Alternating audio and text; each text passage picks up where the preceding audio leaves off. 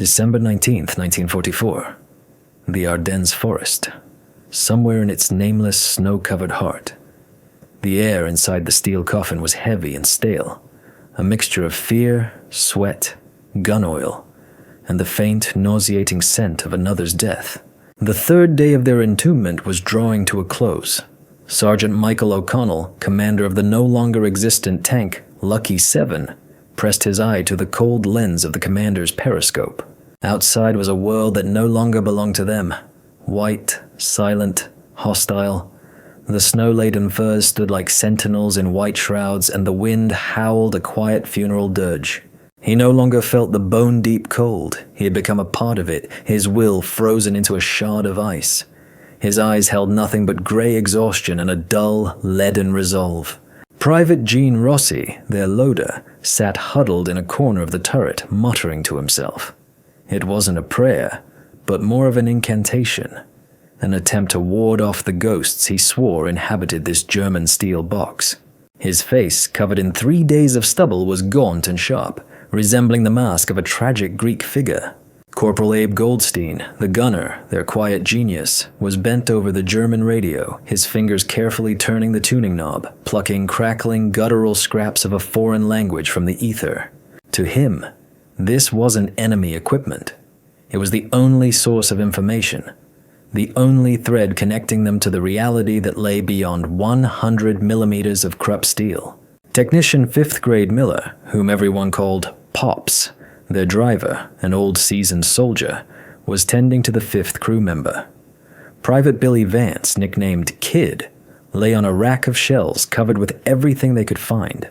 His breathing was shallow and ragged, and in the gloom of the fighting compartment, the feverish glint in his eyes seemed terrifyingly bright. The leg wound he'd sustained 3 days ago was infected, and a fever was consuming him from within. They were locked in the belly of the beast they themselves had slain. A German heavy tank, a tiger, their trophy, their prison, and their only salvation.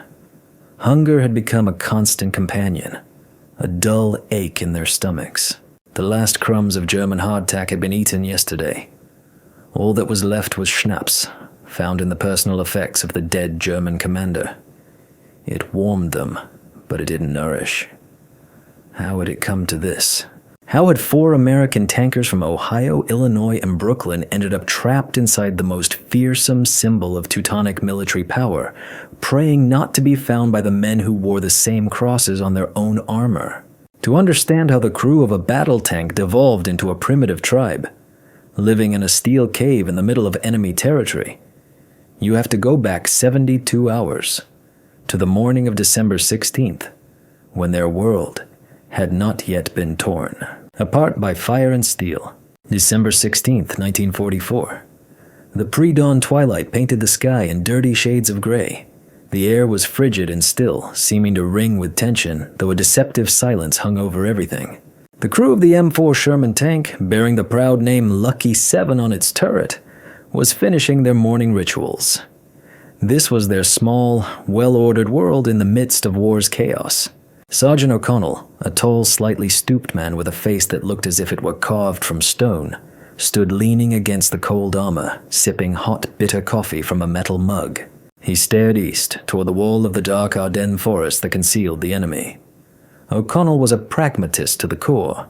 He didn't believe in luck, despite his tank's name. He believed in clean barrels, a full ammo load, and the cohesion of his crew. Gene Rossi, their loader, a young Italian-American from Brooklyn, sat on a shell crate, enthusiastically telling another story about his pre-war escapades, gesturing wildly. He was the heart of the crew. His bottomless optimism and dumb jokes kept the others from sinking into the mire of military melancholy.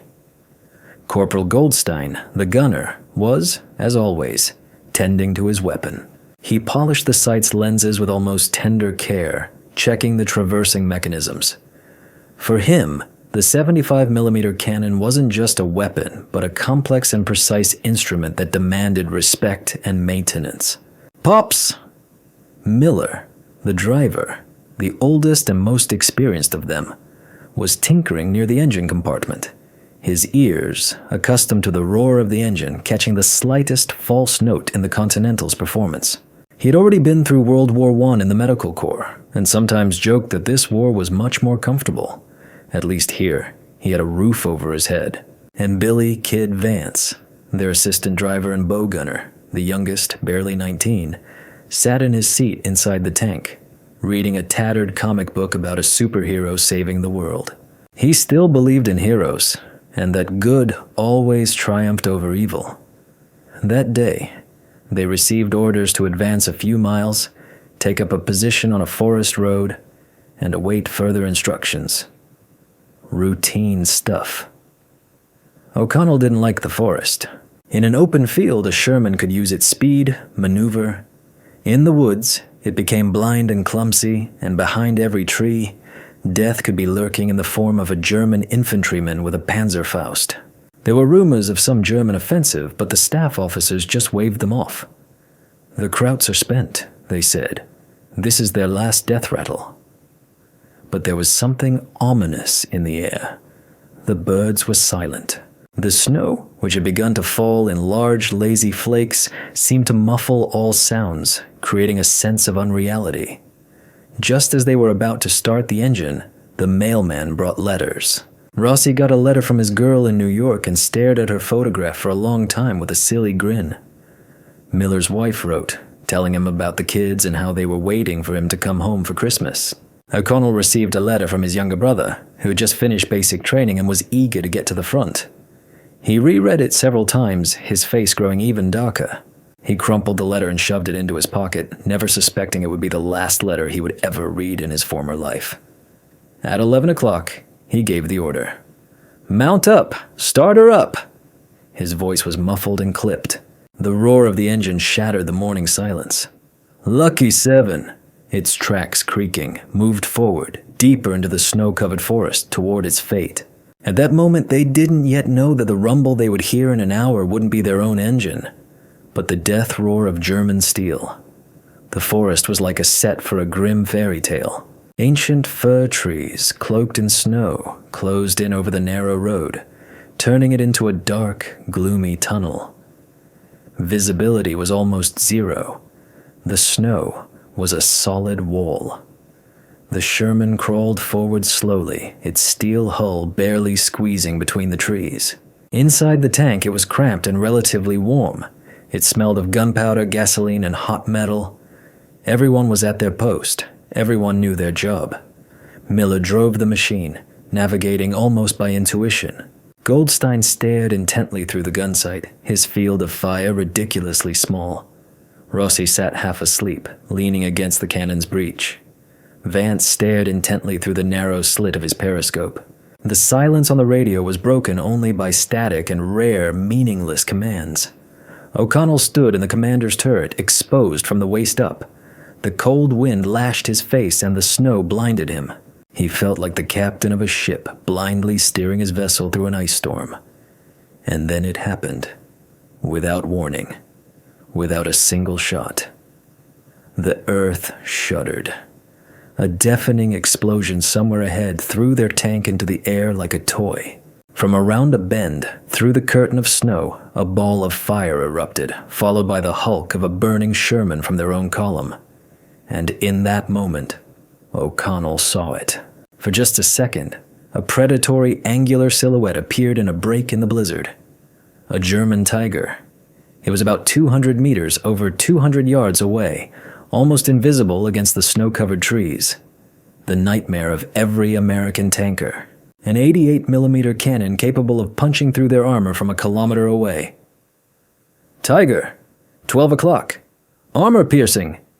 His shout was drowned out by the roar of his own gun. Goldstein reacted instantly. A shot. The shell screamed into the white haze. They saw a flash on the Tiger's armor, but the German tank didn't even flinch. A ricochet. And then, the reply. The world exploded in a blinding flash and a hellish roar.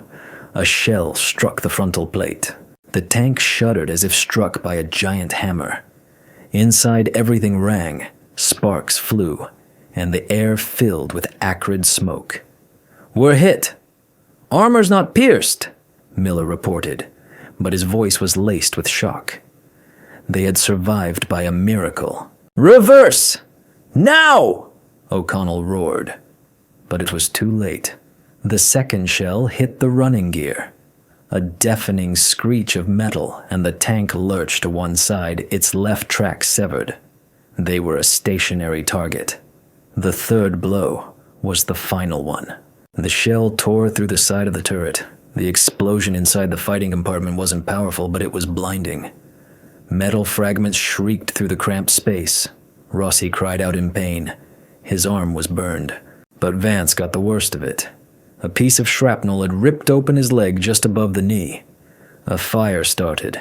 The shell casings caught fire. "Bail out! Everybody out!" O'Connell's voice was hoarse, almost unrecognizable. He shoved Goldstein out through the commander's hatch and jumped out after him. Miller and Rossi scrambled out through the driver's hatches. Together, they pulled out a groaning Vance. They crawled several dozen meters away and collapsed into the deep snow. Behind them, Lucky 7, their home, their fortress, turned into a roaring torch. Black smoke mingled with the white snow, and flames greedily devoured the steel. They were alive, but they were alone, in the middle of an enemy forest, with one wounded man, at the very heart of a German offensive that no one had wanted to believe was real. In that moment, O'Connell looked at his men, terrified, burned, shaken. And he knew, if they were going to survive, he had to be more than just their commander. He had to be something more. Someone who could find a way out where there was none. The first few hours after the disaster blurred into a nightmarish haze. They lay in the snow, in a shallow ravine, listening to the sounds of battle, which gradually shifted westward. This meant only one thing. Their lines had been broken, and they were deep behind enemy lines. The snow didn't let up, turning into a full-blown blizzard. Their clothes were quickly soaked, and an icy cold began to seep into their very bones. Vance was in the worst shape. O'Connell did his best to bandage the wound using a first aid dressing, but the bleeding wouldn't stop. The boy was groaning, his face as pale as the snow around them. Panic began to grip the others. Rossi, squatting, rocked back and forth, his eyes wide with terror. "They're gonna kill us all," he muttered. "They're sweeping the woods. The SS. They don't take prisoners." His words were a poison seeping into the others' souls. Miller tried to calm him, but his own voice trembled. Even Goldstein, usually so unflappable, looked lost. He sat with his arms wrapped around his knees, staring at a single point. O'Connell knew he had to do something. Fear and cold were their primary enemies, and they killed faster than any bullet. "Quiet." His voice was sharp like a gunshot. "Panic is death. We'll get out of this." But he didn't believe his own words. Where could they go? The enemy forest stretched for miles around them. They had no food, no water, no medical supplies. Vance couldn't walk. Leaving him meant condemning him to certain death. But staying here was suicide. When darkness fell, they would either be found or freeze to death. He scanned the area through the curtain of the blizzard. Their knocked-out Sherman was still burning, casting sinister, bloody reflections on the snow. And then he saw it. The dark, motionless silhouette of the tiger that had ambushed them. It sat about 150 meters, roughly 165 yards away, leaning slightly. One of its tracks was torn. That must have been Goldstein's lucky shot. The tank was immobilized but not destroyed. And in O'Connell's mind, a mad, desperate idea was born. Shelter. Armor. Walls that would protect them from the wind and cold. "There," he said, pointing to the dark silhouette. "We'll take cover there." Rossi looked at him as if he were insane. "Sergeant, have you lost your mind? That's a Kraut tank. It's like climbing into a coffin." "That coffin will save our lives," O'Connell snapped. "It'll protect us from the blizzard. And no one will be looking for American tankers inside a German tank. It's the last place they'd think to look. Now help me with Vance." It was more than an order. It was an act of will. He forced them to get up, to cast aside their fear and act. The journey to the tiger felt like an eternity. They dragged Vance on a makeshift stretcher of branches, sinking waist-deep in snow. Every step was a struggle. The wind howled like a wild beast. Finally, they reached the steel giant.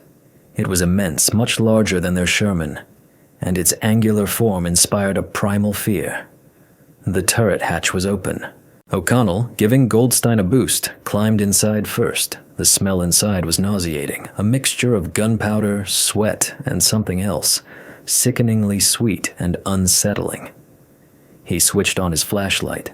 The tank's interior was illuminated by a dim beam. He saw the bodies. 2 German tankers lay in unnatural positions. Apparently, they had been killed by shrapnel when Goldstein's shell hit the running gear and caused something inside to detonate. It was a gruesome sight, but O'Connell had no time for sentiment. "Get them out," he ordered. With disgust and a kind of grim ceremony, they dragged the bodies of their dead enemies out of the tank and moved them away into the deep snow. Then, with great difficulty, they hauled Vance inside and climbed in themselves. Miller slammed the heavy hatch shut behind them with a clang, and in that moment, silence fell. A deafening, oppressive silence, broken only by the howl of the wind outside and Vance's moans. They were safe, but they were buried alive. The first few minutes inside the Tiger were filled with a mixture of revulsion and relief. They sat in complete darkness, huddled close together, trying to process what had happened. Outside, the blizzard raged, but here, in the steel belly of the monster, neither wind nor snow could penetrate. It was cold, but still warmer than outside. The overwhelming feeling was one of isolation. They were cut off from the entire world by a thick layer of Krupp steel. O'Connell turned his flashlight on again and began a methodical inspection of their new sanctuary. The Tiger's interior was designed with German precision. Everything was in its place, functional and well thought out. But it was an alien world. The German labels, the unfamiliar instruments, the unusual layout of the ammunition racks. It was the enemy's lair, and they felt like desecrators. Rossi kept crossing himself and whispering that he could feel the presence of the dead Germans. "Their spirits are here, Sergeant. They're watching us." O'Connell told him to shut up, but he felt an unpleasant chill run down his own spine. And then Goldstein, their quiet gunner, who had been sitting and observing until now, showed some unexpected initiative. He was a gearhead to the bone, and his curiosity overpowered his fear. He began to methodically examine the tank's interior, touching switches, inspecting the wiring. "Sergeant," he said quietly, "there's an emergency light here, and it looks like it runs off the batteries." He found the right switch, and a dim bulb under the turret ceiling flickered on, bathing the compartment in a ghostly, deathly light. It was their first small victory. They were no longer blind moles. Next, Goldstein found a first aid kit.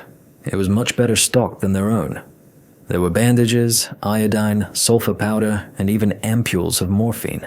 O'Connell, who had worked as a part-time medic in civilian life, was able to clean Vance's wound and give him a shot of painkiller. The boy stopped moaning and fell into a restless sleep. But the biggest discovery was in a box under the commander's seat. Inside was a so-called iron ration, an Eiserne portion. Several tins of canned meat, packets of hardtack biscuits, and a bar of chocolate. And next to it, wrapped in wax paper, a flask labeled schnapps. For men who had been preparing to die of hunger and cold, this was a treasure trove. They immediately opened one of the tins. It was fatty pork, and they had never tasted anything more delicious in their lives. They divided it 5 ways, giving the largest share to Miller, as the oldest. Each sip of schnapps burned their throats but spread a life-giving warmth through their bodies. This was more than a meal. It was a ritual that restored their humanity. They sat in a German tank, eating German food and drinking German schnapps, and it felt utterly surreal. Meanwhile, Goldstein continued his exploration. He found the Fuji 5 radio. To everyone's astonishment, it worked too. He put on the headphones and began turning the tuning knob. Soon, a crackle came from the earpiece, followed by clear German speech. They didn't understand a word, but the very fact that they could hear the enemy while hidden in his own lair was intoxicating. They could listen while remaining unseen. It was their unexpected weapon. The first night in the taiga passed relatively peacefully. They took turns on watch at the periscopes, but nothing was visible in the blizzard. They had conquered the cold and hunger. They had been given a fragile, ghostly hope. But this victory came at a price. The smell of death, the cramped space, the constant tension, and the knowledge that they were trapped in a steel box in the middle of enemy territory began to weigh on their minds. Their salvation was also their curse. On the second day, the blizzard subsided, and a pale winter sun broke through the clouds. The world outside their steel shelter was revealed in all its brutal beauty. The snow-covered forest looked peaceful and serene, except for the two black hulks of the burned-out Shermans and the bodies of the German tankers, which were already being covered by snow. O'Connell knew they couldn't relax. The euphoria from the first successful night would quickly fade, replaced by apathy and despair. They needed a system, a rigid, unyielding routine that would leave no time for fear and introspection. He gathered his depleted crew and announced the new rules of their existence. From this moment on, we're not tankers. We're the crew of a submarine that's gone to the bottom. His voice was firm and confident. Our job is to survive and remain undetected. He established a 24-hour schedule. First, strict rationing. He divided all the found supplies to last for 10 days. It amounted to very little, half a biscuit and 2 spoonfuls of canned meat per person per day. Water was a bigger problem. They collected snow in their canteens through the hatch and had to melt it with their own body heat, holding the canteens under their greatcoats. It was a long and agonizing process. Second, the watch. They divided the day into 4 6-hour shifts. One man was constantly at a periscope scanning the surroundings. Another monitored the radio, trying to catch any useful information. 2 rested. O'Connell took on the care of Vance, whose condition was not improving. The fever wouldn't break, and his leg was beginning to swell. Third, absolute silence. Any loud noise, any bang, could give them away. They were only allowed to speak in whispers. All movements inside the tank had to be slow and deliberate. They created their own small state inside the steel box, with its own laws and hierarchy. O'Connell was its undisputed dictator. Miller, as the most experienced, became his advisor, his quiet ally. Goldstein was the head of intelligence and communications. And Rossi became their biggest problem. He followed orders, but his spirit was broken. He became more withdrawn, and his paranoia grew. He claimed that at night he could hear the dead Germans scratching at the armor, trying to get back into their tank. He began to ramble, his whispers growing louder. The days blended into one long, monotonous nightmare. They slept in fits and starts, constantly cold and hungry. Their only entertainment was watching the outside world. Sometimes small groups of German soldiers would pass by on the road. They were heading west, confident of victory. Once, a German armored personnel carrier drove right past them. The Americans froze, turning into statues, afraid to even breathe until the sound of its engine faded into the distance. Goldstein, listening to the radio, gradually began to distinguish individual words and phrases. He realized the Germans were calling this operation Watch on the Rhine, and that their offensive was succeeding. They heard reports of captured towns and routed American units. Every piece of news was a gut punch. It felt as if the whole world had collapsed, and they were the last fragments of it, lost in a hostile ocean. Their empire gave them a chance to survive, but it was also driving them mad. The confined space was oppressive, and the monotony was killing them. They began to forget what the sky looked like, what fresh air smelled like. Their world had shrunk to the size of a tiger's fighting compartment. But as long as their system worked, they were alive. However, O'Connell knew that any system could fail, especially when its components were at the very limit of human endurance. In their small world, a rebellion was brewing. On the third day of their confinement, the tension inside the tank reached a boiling point. The main source of this tension was Rossi. His mind was breaking. Claustrophobia, hunger, constant fear, and his own superstitions had turned him into a bundle of nerves. He stopped sleeping, constantly muttering about ghosts and curses. He claimed the tank's steel was sucking the life out of them. For O'Connell, this was not just a whim. It was a threat to everyone.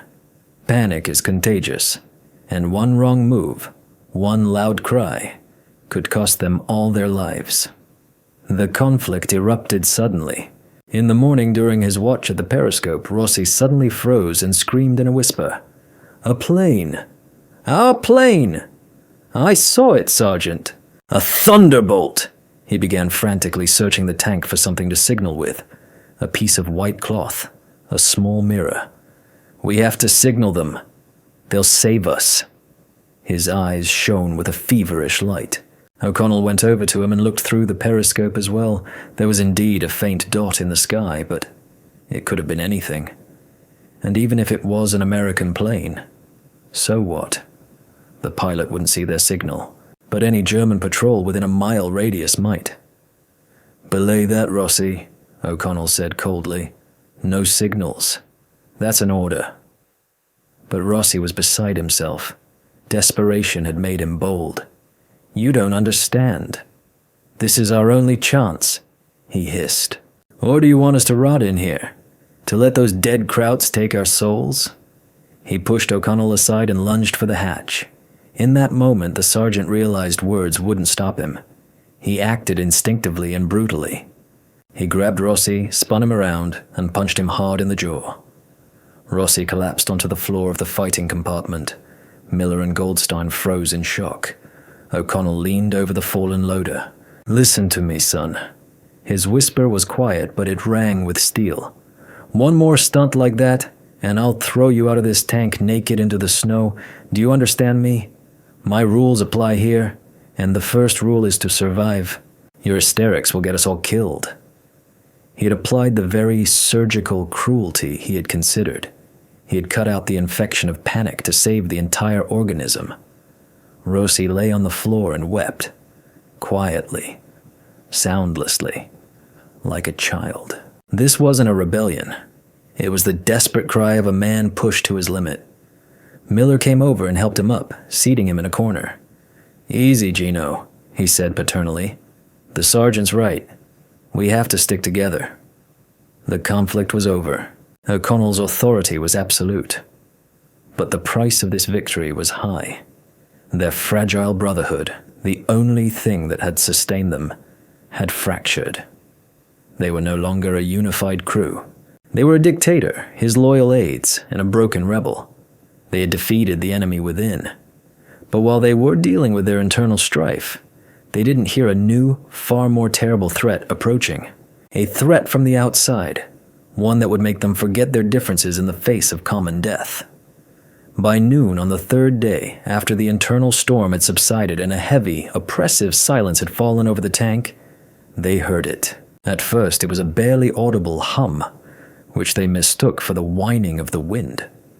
But it grew louder, more distinct. It was the sound of a running engine, and it was getting closer. Goldstein, pale as a sheet, pressed the headphones to his ears. "Germans," he whispered. "They're talking about a knocked-out tiger on this road. Our tiger." Everyone's heart sank. They froze, turning into stone statues. The hum grew into the distinct clank of tracks and the roar of an engine. A half-track tractor was approaching. It stopped right next to their tank. They heard the squeal of brakes, the slam of doors, guttural German voices. It felt as if the Germans were standing right over their heads. O'Connell pressed his eye to the periscope. He saw 4 German soldiers in winter camouflage. It was a repair crew, an Instandsetzungstrupp. They were walking around the tank, inspecting the damage. One of them, apparently the leader, a non-commissioned officer, was saying something, pointing at the torn track. They heard muffled thuds. The Germans were hitting the armor with hammers, checking its condition. Each blow struck their hearts like a funeral bell. They huddled in the darkest corners of the fighting compartment, trying not to breathe. Vance, fortunately, was unconscious from the last dose of morphine. Any moan, any rustle, could be a death sentence for them. The Germans conferred for a few minutes that felt like an eternity to the Americans. Then the NCO waved his hand. His words, muffled by the armor, reached them in fragments. Goldstein, straining to hear, tried to make it out. Beyond field repair. Too much work. But the radio. The Fuji Fumph radio. Orders to salvage anything of value. Their blood ran cold. They were going to take the radio. Which meant they were coming inside. There was a screech of metal. A German soldier was trying to open the driver's hatch, but it was jammed. Then they heard footsteps on the turret roof. Someone walked up to the commander's hatch, which they had so carelessly left unlocked. A creak of hinges. The hatch swung open. A column of bright daylight pierced the gloom of the fighting compartment, forcing them to squint. In the opening, the head of a German soldier in a winter cap appeared. He peered inside. The Americans held their breath.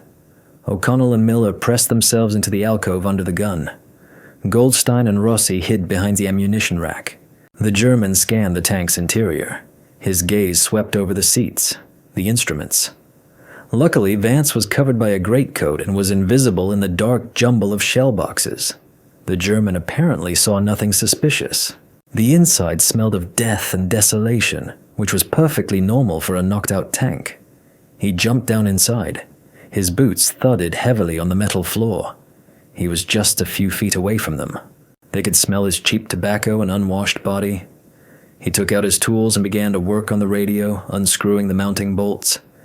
Every squeak of the wrench sounded like a thunderclap to the Americans. Rossi, sitting in the dark, prayed silently, his lips moving as tears streamed down his cheeks. O'Connell placed his hand on the grip of his Colt. If they were discovered, he would take at least one of them with him. The German worked slowly, unhurriedly, whistling a tune to himself.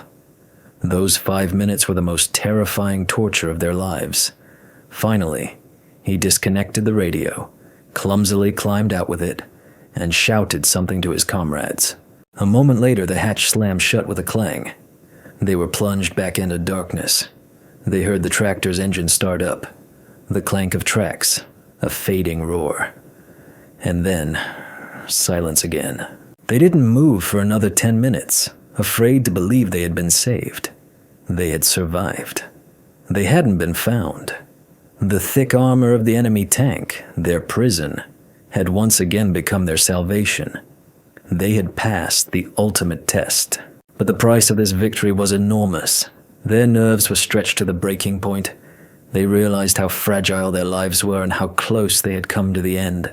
And it was at that very moment in the ensuing silence that Vance moaned loudly and began to toss and turn in his delirium. Another night and another day passed. They were on the verge of complete exhaustion, both physical and moral. Vance was fading before their eyes. The fever was consuming him, and he was slipping into unconsciousness more and more often.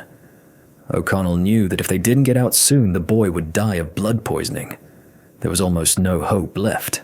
Their food and water were gone.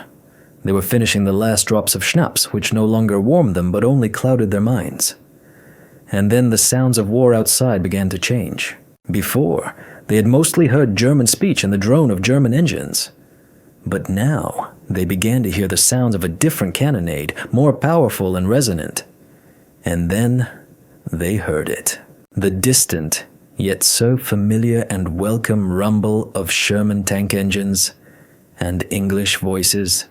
The front was rolling back. Their army was counterattacking. Salvation was close. But with hope came a new fear. What if they were mistaken for Germans and their own side fired on the tank? The idea of being killed by friendly fire was the height of tragic irony. They had to get out. But how? Simply walking out was too risky. They could be mistaken for German commandos in disguise. They needed a plan, and as always, it was O'Connell who proposed one. "We'll wait for darkness," he whispered. "Miller, do you remember our call signs? The challenge and password for today?" The old driver racked his brain. I think thunder, lightning. Excellent. When it gets dark, we're leaving. We'll take Vance, and we'll head east toward the sounds of battle. If we run into our guys, we'll shout the password. Keep your weapons visible, but muzzles down. They waited for twilight as if for a divine sign. When the forest was plunged into a violet gloom, they got ready. With incredible effort, the four of them pushed Vance's unconscious body out through the commander's hatch. Then they climbed out themselves. The first breath of fresh, frosty air after 4 days in the steel box was like a physical blow. It was intoxicating and burned their lungs. They stood on the roof of the Tiger, swaying like drunks. They looked like ghosts, bearded, filthy, in tattered clothes with wild eyes. They lowered Vance to the ground and set off. It was an agonizing march. They took turns carrying Vance, stumbling through the snow, tripping over tree roots. After an hour, they heard voices ahead. American voices. They hit the snow. A patrol appeared ahead. 3 soldiers in American uniforms. "Thunder!" O'Connell shouted with all his might, his voice cracking. "Thunder!" The sentries froze and raised their rifles. "Give the countersign," one of them yelled. "Lightning! We're friendlies! Don't shoot!" O'Connell replied. There was a pause. Then the sentries cautiously approached them. When they saw the 4 ragged men and the wounded one, their faces showed a mixture of surprise and pity. "Jesus Christ, boys, where did you come from?" asked the sergeant leading the patrol, and O'Connell, gasping from exhaustion and emotion, began to tell their story. He told them everything, about the fight, the knocked-out Sherman, and how they had hidden for 4 days in a German Tiger. He spoke, and on the soldiers' faces, surprise gave way to disbelief, and then to the kind of open pity reserved for the insane. When O'Connell finished, the sergeant clapped him on the shoulder. "All right, pal. Take it easy. You've got a bad case of shell shock. It happens. The main thing is, you're alive. We'll get you to the rear. The medics will take care of you." They were saved, but they were not believed. Their incredible feat, their titanic struggle for life, was written off as combat fatigue and the madness of war. They had returned from hell only to be met not by peace, but by a wall of cynicism and disbelief. It was the final, cruelest blow the war dealt them. Their story didn't end with a parade and medals, but in the quiet wards of a field hospital. Vance was immediately sent to surgery. His leg had to be amputated above the knee due to gangrene, but he survived. His memory of the days spent in the Tiger was fragmented and hazy, like a fever dream. The other 4 were extensively examined by doctors and questioned by officers from military counterintelligence. Over and over, with the persistence of the doomed, they told their story. O'Connell even drew a diagram of their location, pointing out the exact spot where the Tiger stood. But no one wanted to believe them. It sounded too wild, too implausible. American tankers living in a Tiger? It was a tale fit for a soldier's smoke break, not an official report. Soon, confirmation arrived. Reconnaissance reported that the remains of 2 Shermans and 1 knocked-out Tiger were indeed found in the specified grid square, but that proved nothing. The crew of Lucky 7 was officially listed as missing in action, presumed killed. Their reappearance was a miracle, but their story was madness. The system's verdict was simple and merciless. Sergeant O'Connell and his men, suffering from post-traumatic stress disorder, were victims of a collective hallucination. Their feat was declared a fabrication, a product of a diseased imagination. They were separated. O'Connell, as an officer who had shown instability, was relieved of command and sent to the rear as an instructor at a training center. It was an honorable exile. He tried to argue, demanded an investigation, but he was politely but firmly advised to forget the story if he didn't want to end his career in a psychiatric ward. Their brotherhood, forged in a steel coffin, was destroyed by the stroke of a pen. Pops Miller, being the oldest, was discharged for reasons of age and health. He returned home to his wife and children, but for the rest of his days, he woke up from nightmares in which he was trapped again in the cramped, death-scented fighting compartment. Goldstein, after a brief treatment, returned to the front. His quiet and withdrawn nature was now seen by others as a sign of shell shock. He died in the spring of '45 during the assault on a German city, burned alive in his new Sherman. Gene Rossi never recovered from the ordeal. He was sent to a psychiatric hospital in England, where he spent the rest of the war telling doctors about the ghosts of German tankers that haunted him. His ultimate fate is unknown. They survived hell, but the big world they had so longed to return to proved to be even crueler. It didn't kill their bodies, it killed their truth, leaving each of them alone with their memory, which became their own personal curse.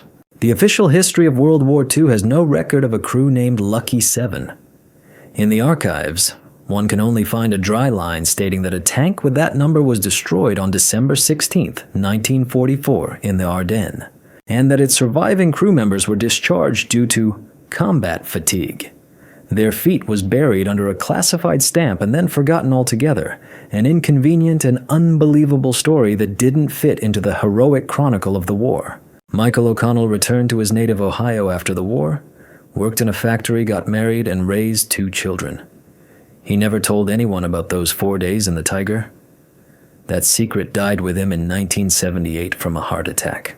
Billy Vance, who lost his leg, became a history teacher. Sometimes, when telling his students about the Battle of the Bulge, he would fall silent for a moment, his gaze drifting to some distant point, as if he were once again seeing the snow-covered forest and the dark silhouette of the German tank. But he too remained silent. But the story did not disappear without a trace. It passed into folklore, becoming a soldier's legend. Among veterans who fought in the Ardennes, the tale of the ghost crew circulated for a long time. It was said that in the woods, you could still encounter the spirits of American tankers who found no peace and forever guarded their trophy Tiger. They said there was one crew that, in order to survive, made a deal with the devil and hid in the very heart of the enemy in its steel skin. This story was passed down by word of mouth, acquiring new, mythical details. It became a parable about how, in war, survival is not for the strongest, but for those capable of the unthinkable, for those willing to abandon everything they knew and find salvation where others saw only death. This story is not just a chronicle of a forgotten feat. It is a reminder that the greatest battles are fought not on staff maps, but in the souls of ordinary people trapped in hell. That the human spirit can find a way out of even a welded-shut coffin, and that the greatest tragedy is not death, but to be forgotten. Because as long as we remember stories like this, those who live them remain alive.